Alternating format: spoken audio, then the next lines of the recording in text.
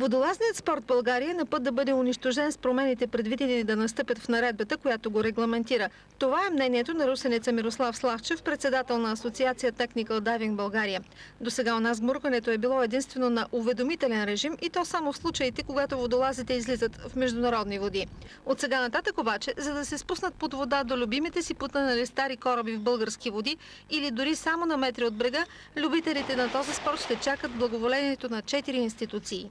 Това са морска администрация, гранична полиция, археологията и военните, Министерство на вътрешните работи, което практически прави невъзможно и ще убие всякакви начинаващи действия, които сме положили, за да развиваме тази дейност в България.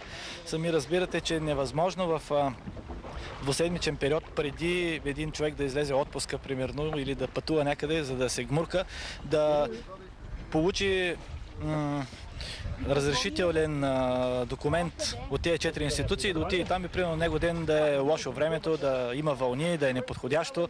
От асоциацията са изпратили протестно писмо срещу въвеждането на разрешителния режим до Министерствата на отбраната, на вътрешните работи и на транспорта. Специалистите се тревожат, че промените в наредбата трайно ще откажат водолазите в България от практикуването на този красив, уникален спорт. Водолазният спорт в България е на път да бъде унищожен с промените, предвидени да настъпят в наредбата, която го регламентира. Това е мнението на русенеца Мирослав Славчев, председател на Асоциация Technical Diving България. До сега у нас гмуркането е било единствено на уведомителен режим и то само в случаите, когато водолазите излизат в международни води.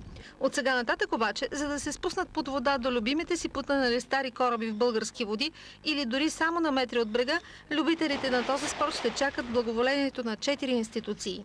Това са морска администрация, гранична полиция, археологията и военните, Министерство на вътрешните работи, което практически прави невъзможно и ще убие всякакви начинаващи действия, които сме положили, за да развиваме тази дейност в България.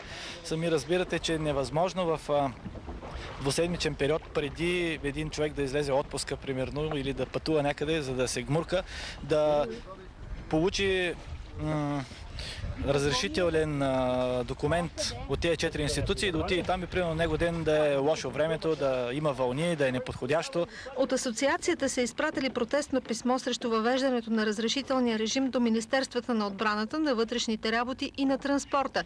Специалистите се тревожат, че промените в наредбата трайно ще откажат водолазите в България от практикуването на този красив, уникален спорт.